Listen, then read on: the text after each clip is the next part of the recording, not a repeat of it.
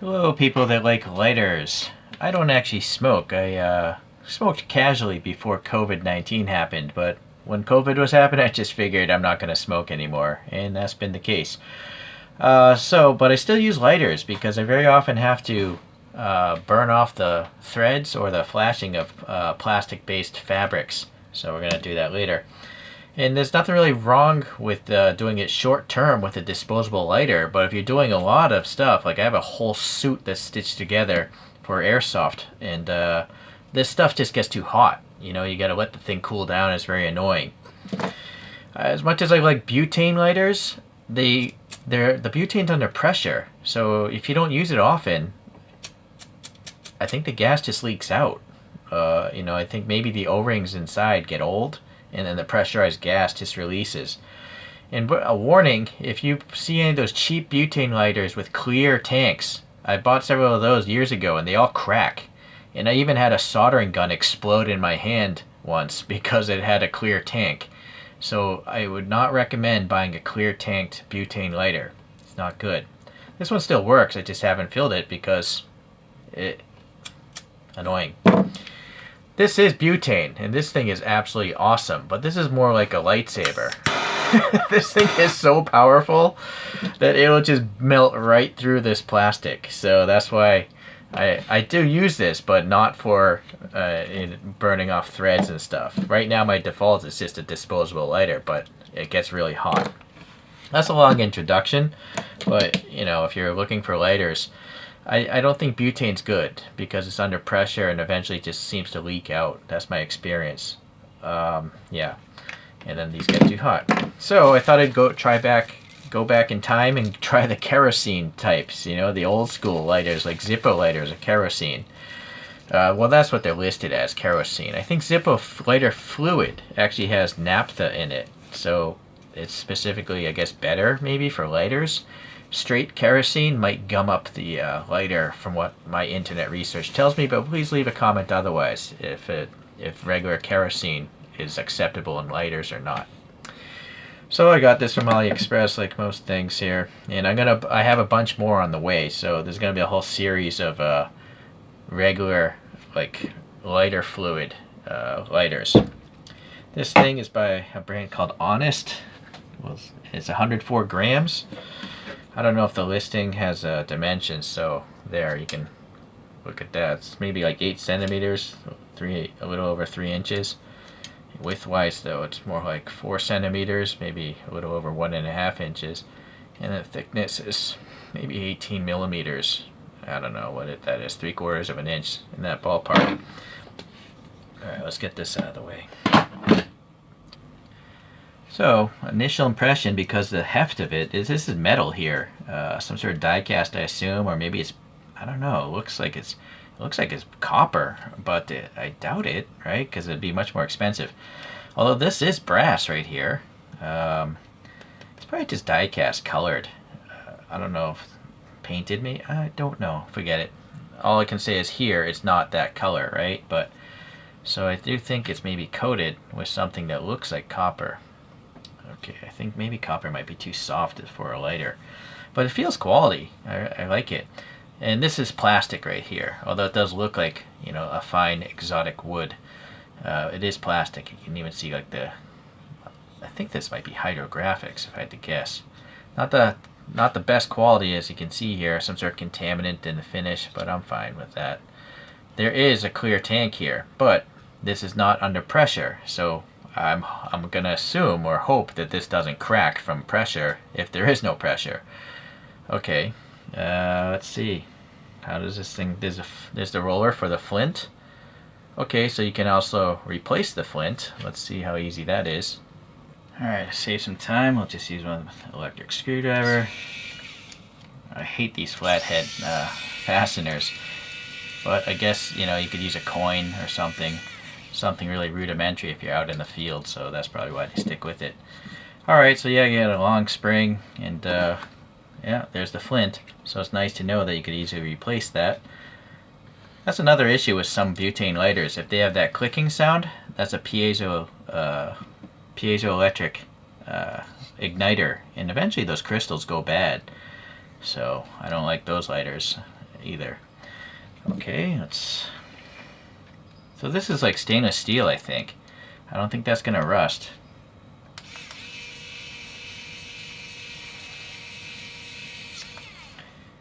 Alright, that doesn't need to be super tight.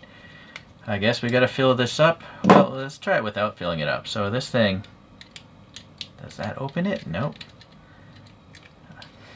It's not. I'm an idiot. Oh, this is a lock, I see. So I unthreaded it all the way.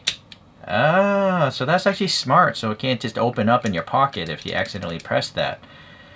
Let's see what's going on. There's an O-ring as well, so that should hopefully keep the fluid from evaporating through the wick, you know. So you might have to replace that O-ring every now and then, but that's nice.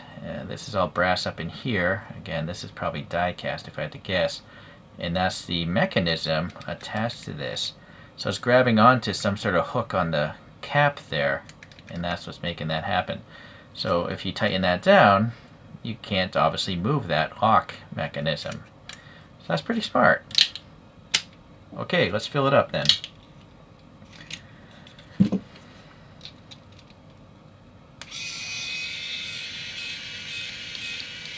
Not too many threads there. And yeah, there's an O-ring on this as well, so you can always replace that if it goes bad, which is nice. But not being under high pressure, hopefully this will last longer.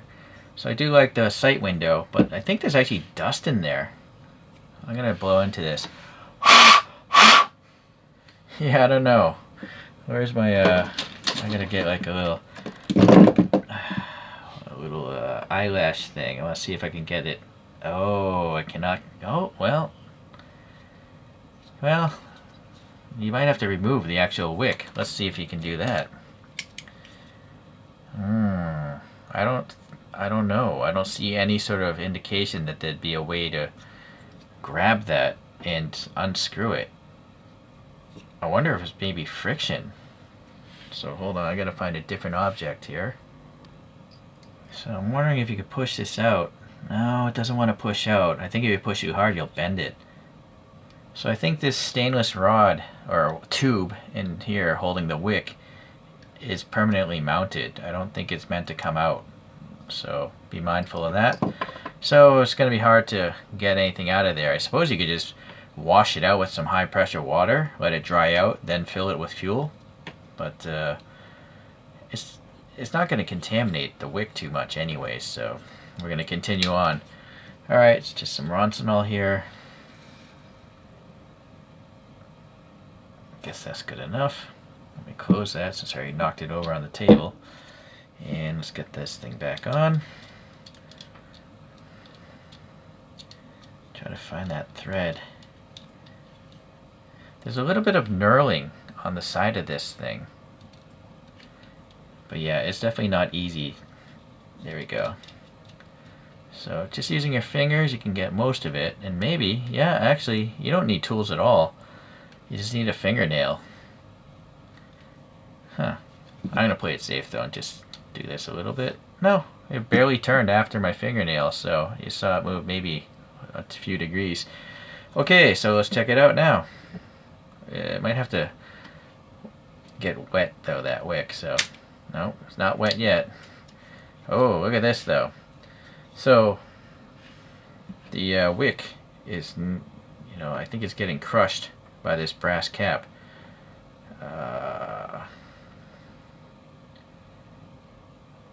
waiting for the capillary action to get up to this wick.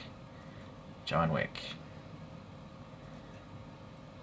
Yeah, look at this. It's crushing the wick, so I wonder if I just pushed it out when I was trying to remove it.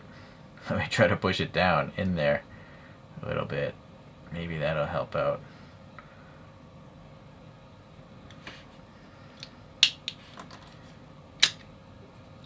Nope, still not wet. And it's clearly, you can see the wick down there, so it must be absorbing. Maybe some agitation will help it get to the top. It's all under there. Nope.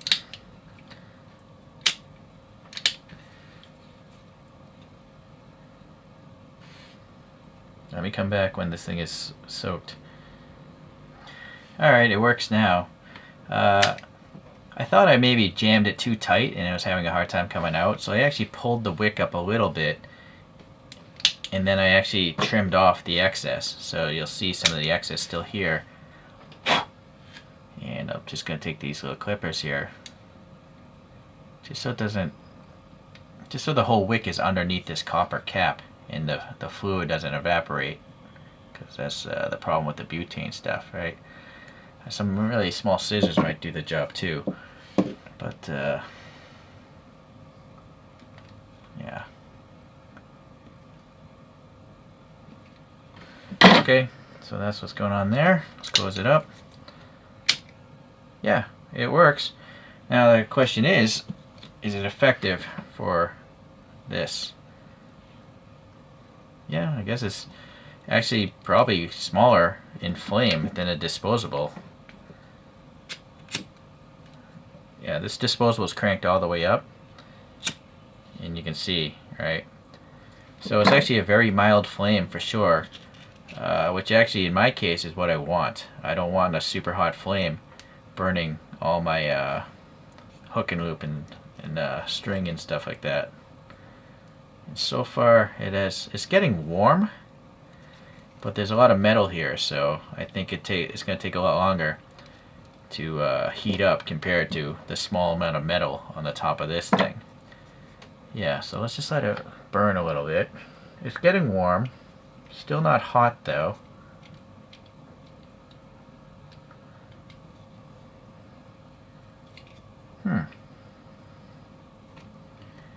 Okay. And then also you can see the wick is starting to char, so any excess maybe it'll just char away. I'm not sure. Maybe you don't even need to trim it like I just did. But let's see. I want to make sure that O-ring is totally visible.